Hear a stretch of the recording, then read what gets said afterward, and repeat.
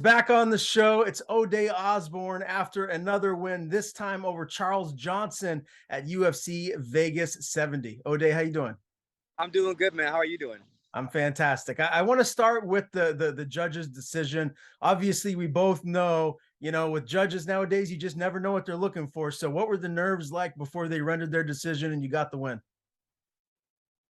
I was pretty content, honestly. I given everything in that fight, so I was like, you know what, God, like if it's my time, it's my time. If not, then we're gonna go back to the drawing board. So I was like, you know what, if the judges, because I thought honestly, I thought I won clearly 2 rounds to, you know what I mean. It was decisive and definitive, and for whatever reason, they had the leg strikes was 21-22. I don't know if you saw that.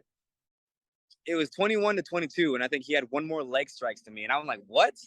So that was the strike count was so weird. It was so weird because I don't remember him landing 3 leg kicks, but that's besides the point. Whatever the decision was, I would have been like, you know what, it is what it is. Well, you got the win, and I think that was the right decision. I thought you won the fight as well. This was a short notice fight for Johnson. You were supposed to fight Dennis Bonder. Did that change things for you? I mean, as a different opponent, how much did that change your game plan and approach here? Yeah, it did. It changed. I mean, it did. It definitely changed things because I was planning to fight like a grappler wrestler, and then we were like, now we're gonna fight a striker, and you know I knew he had the cardio. He was a Olympic marathon runner, so his cardio was insane. You know what I'm saying? So um, I was definitely like, okay, we got to mix it up. But I have Coach Dewey Cooper and Jason Manley, and Black Cobra Dewey Cooper, man, he is one of a kind. He prepared me well. Running Mount Charleston and running all these mountains every week had me dialed in. So I was ready for it. I was ready for anybody, to be honest with you. And obviously, we saw what happened in the first round. There was that low blow. Man, I was in pain just watching you, man. Like, how much did that affect you? Did it affect your ability to get your cardio where it normally would be later on in the fight? No, I had to push all that to the side. You know what I mean? That's the thing about fighting at the highest level, and sometimes things happen, and you just got to push it to the side. So the one thing that did affect me though was there was a really bad eye poke in the third, beginning third, late second, and I didn't say anything, I didn't show it because I don't know, I just felt like you know had I said something, one, the ref might not have stopped it, and two, it would have given him time to recover, and I didn't want that. I wanted to just stay on the gas tank, stay on the gas pedal, and just keep going, and see if I can break him, and I did. I always find it fascinating asking fighters, what the adjustments are in between rounds. What did your corner tell you going into the second and third round that they wanted you to do? Uh, Recoil my punches and follow up with that left high kick because he was dipping his head out, but he was dipping his head out so far that I didn't, you know what I mean? I didn't know if I would land it, and I didn't like, I don't know. So they were just telling me recoil my punches, meaning like bring my punches back to home, and left high kick. I finally ended up throwing the left high kick, but I knew it would come down to my wrestling, which was overlooked and underrated. So I got a chance to show everybody that I wrestled in college. I wrestled all through high school. I was a 3-time state place winner in high school. That people seem to forget about that. So I had to remind everyone who Ode Osbourne is. Yeah, and you landed 3 takedowns in this fight. I honestly felt like that was the deciding factor. You were able to kind of dictate the pace, get him down on the ground, have some ground and pound and control there. Did you feel like that really cemented the win for you? I did. I really did. I felt like that really cemented the win. I had all the control time. I landed the takedowns. I feel like I landed more strikes, but I have to go back and look. But the takedowns definitely, I feel like that cemented the win for sure. I can't remember where I read this, but I was looking at the stats before the interview, and they said that he had 74 strikes to 50 for you. Is that upsetting to hear? It is disgustingly upsetting to hear. It's disgustingly upsetting. Not only that, but like I said, it said that he had 22 leg strikes. 22. I was like, I'm sorry. I'm still stuck on that one. Only because I put in so much time in, chopping his legs down. You know what I'm saying? I put in so much time in there chopping his legs down. And, to be discredited for my work, it kind of hurts. It kind of hurts a little bit. I'm not going to lie. I'm a little salty. You know what I'm saying? So yeah. I mean, I think it's safe to say though that you landed the more impactful leg strikes. I mean, you feel like there's a difference in just really how impactful they can be versus just kind of like a check to kind of keep your opponent off balance versus actually damage. Do you feel like that's the case? For sure. I feel like I landed the most impactful and I landed the most. He might have landed 3 or 4 leg strikes on me on my legs, maybe if that. And I checked 2 of them, but I know for a fact I was going in on his legs. I was trying to break them, So to be discredited by saying, it was 21-22 leg strikes, him 22, me 21 was, upsetting, but it is what it is. Charles Johnson, the fight before you, he had a impressive win over Jimmy Flick. Is he a tough guy, a tough puzzle to figure out? Like, how difficult is he to fight? Charles Johnson? Yes, sir. Very, yeah. He was tough. He was way tougher than I thought, to be honest. He was definitely tough, man. I just knew I had to, dig deep and come through with that mental fortitude. You know what I'm saying? And it paid off in the end. And I got to ask you, I don't know if you saw this, but he already has another fight lined up. He's taking on Cody Durden, someone that, man, you were cracking me up with some of the stuff that you put out on social media, and he clapped back a little bit. What do you think of that fight? How do you see that one playing out? It either goes one or two ways. It either goes like this, where Charles Johnson just destroys him on the outside and picks and pokes and just obliterates him, or Cody Durden smothers him, makes it a really boring ass fight like Cody always does, and just smothers him and dry humps him the whole fight. Is that Durden fight one that you still want? Would you like it if the UFC matched you up with him down the line? Before, yes. Now, no. Only because, man, that's such a boring fight. That fight now I'm like, I want to fight Matt Schnell. His time and opportunity has already passed. Before, I really wanted that fight because I would smoke him. But now I'm like, nah, man, the fans would fall asleep to him. You know what I mean? I want to fight that the fans are going to be excited for, and no one's excited to see Cody Durden fight. Let's be real. What is it about Matt Schnell? What do you like about that matchup for yourself? I love that he's exciting. You know what I'm saying? And let's be real, we're all in this game to put on exciting fights. You know what I mean? And I love, like I said, I feel like him and I are like co-main event worthy. I'm not saying we will, but we you know what I'm saying? But I think that fight is like a banger. That's such an exciting fight. Both of our styles, we go and we throw down. I think it was just a good matchup for both of us, just because you got to give the people what they want. You know what I'm saying?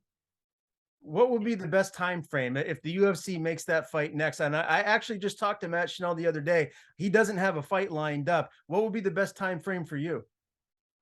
I don't know. I've talked to my coaches and my managers and everything, but did he say that he would be interested in that fight? Do you know? Well, he didn't. We didn't talk about it, but now that you mentioned it, I'll have to see what he says about that. Yeah, because I haven't heard anything back. I let my managers know they're gonna get to him, and I don't know. We'll see, man. Like I said, I think him and I can make a ton of money. You know what I mean? I think we can make a ton of money. So how do you see I might mess with him on behind the scenes and be like, "Hey, man, let's make some money together." Do you think that fight goes the distance, or do you think you get him out of there? How do you see the fight ending? Who knows, man? Honestly, who knows? I don't even know. I used to make predictions of how I see fights ending. I stopped doing that because I'm a professional, and there's really no way to predict a fight. Fights can go anywhere. Okay. I just know that I'm gonna go and fight my ass off like I always do. The one thing people cannot say about Ode Osbourne is that I'm a boring fighter. I always go in there and fight my ass off. Yeah, fair enough, man. I'd love to see you and Matt Schnell. Sign me up. That would be a fantastic matchup that the fans would love to see. I saw a post that you made recently that I found really intriguing. You said that Misha Tate got you on something called Brain Tap because you were struggling sleeping. Can you elaborate a little bit more on that?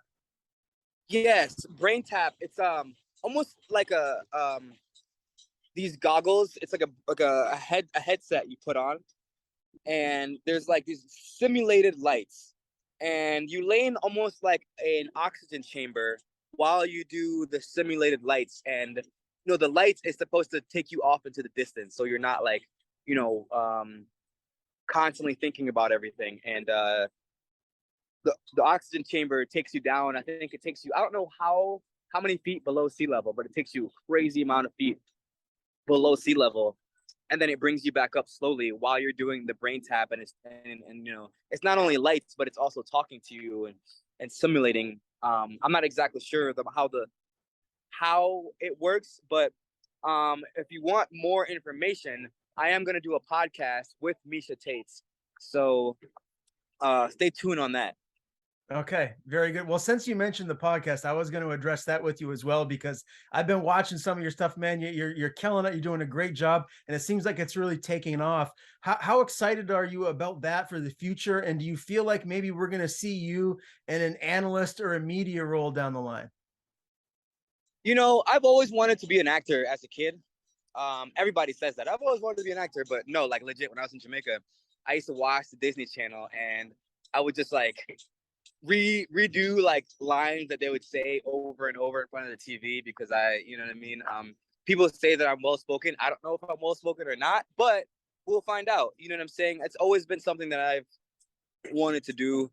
But it's not up to me. It's up to, if it's within God's will, then it'll happen. Nothing can stand in the way of God's will. That is for sure. But if not, then I will do something else. Okay. Well, we got a lot in common. I actually moved to LA to pursue some acting, so I've done a little bit here and there. We might have to talk off air. We do for sure, man. I used to be a sports anchor in high school. I was sports. I was voted like every year they do like awards, and I got an award for sports anchor of the year every single year. And so, it boosted my confidence every year. I'm not saying that just to like boost up my ego. I'm just saying that just to let you know that I do have a lot of experience doing that. So I would love to have more conversations and follow up on that. For sure. And again, the podcast is going great. I saw you've had Jamal Hill on the new 205-pound king. I mean, Yep. tell me real quick his ceiling. Like, how good can that guy be? So we actually just did another one with Jamal Hill, Joaquin Buckley, and Brad Tate actually yesterday. So that one's coming out soon. But his ceiling is incredible because there's so much that people don't know about Jamal Hill. Like I've known Jamal since like 2019. You know what I mean? But there's a lot. We're both from the Midwest. People have yet to see Jamal Hill on the ground, his grappling. People have yet to see. There's a lot. People think that like Yuri would just demolish him, and I'm telling you right now, man. I'm telling you right now, that's gonna ruin some parlays for sure. I'm speaking that into existence that he will dominate Yuri for sure. If that fight happens, dominate Yuri. Do you think that Glover fight should have been stopped? I mean, Glover was like the real life Rocky in there. He took so much damage and just wouldn't go down. Yeah, he didn't want to be stopped. You know what I'm saying? I would. There's always, the refs know what they're doing, man. You can tell if a fighter wants to can't take anymore and they want to quit. He didn't want to quit, so you know what I mean. Why stop it? Okay, very good. I got to get a couple. No, I was gonna say if it was like Glover, maybe in his prime or Glover before or after, yeah, stop it. But it was his last fight, and he wanted to go out with a bang. So I get it. Give him his moment. Yeah, I loved it, man. What a fight that was. And Jamal Hill's a certified star now. There's no doubt about that. I want to get a couple of title picks from you. Obviously, UFC 285 goes down tomorrow night. We got the heavyweight title on the line. John Jones, Cyril Gane. How do you see that fight going? What's your prediction? I'm just gonna give you all my predictions. John Jones, Shavkat, Valentina Shevchenko, and Bo Nickel. That's my picks. But I do feel like John Jones, man, he's the GOAT. He's a GOAT. He's got the, what's up, man? How you doing? Thank you. He's got he's got the Michael Jordan effect. You know what I'm saying? John Jones is, you know, he's the real deal for a reason. I see it. I see him winning that fight. Do you think No he doubt gets about out of it. there? I don't know. I don't know. We'll have to see and find out. But I do think because Cyril Gane is no joke on his feet. He's no joke, man. You can't underestimate Cyril Gane. He's really amazing on his feet. I just like I said, I see John Jones winning that fight. All right. Who should be next for Brandon Moreno? Let's talk your division for a second. Who do you feel like is the rightful next should get the rightful next title shot? Pantoja. I think Pantoja is the right is the next title shot for Brandon. And do you think Brandon clears that hurdle, or do you feel like Pantoja could claim the belt? I don't know. I don't know. I think that Pantoja is very, very underrated. So I would hedge towards Pantoja a little bit, but I wouldn't be surprised if Brandon takes him. You know, but like I said, man, I think Pantoja takes it. Okay. And when are you jumping back into like training? I mean, you said you still got to talk to your management about when the next potential, time frame could be for you to fight, but when are you going to be right back at it, full steam ahead? Probably I won't be full steam ahead until I get a fight, but I will start training next week, this coming Monday. You know what I mean? Me and Dewey are gonna get some pads going, because it's not just he said it too. It's not just you win your fight and that's it. You gotta train for for the best people. I'm not training for Cody Durden. I'm training for like people like Pantoja, people like Brandon Moreno, people like what's his name, Makayev. You know what I'm saying? I'm training for people like that. So that means I gotta keep on the pedal. I gotta keep my foot pressed up against their necks. That's what I'm trying to do. Can't let up.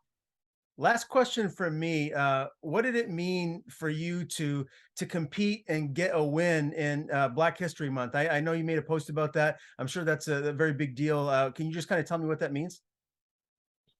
It's a very, very big deal, mainly because I was a teacher, as you know, and I have a lot of students coming up. And I feel like as a Black athlete, it's not just about inspiring other Black athletes. It's about inspiring everyone. As a Black athlete, our jobs are to inspire the youth, you know what I'm saying, coming up. And it's so important to me because not just that, but because of where I came from, Kingston, Jamaica.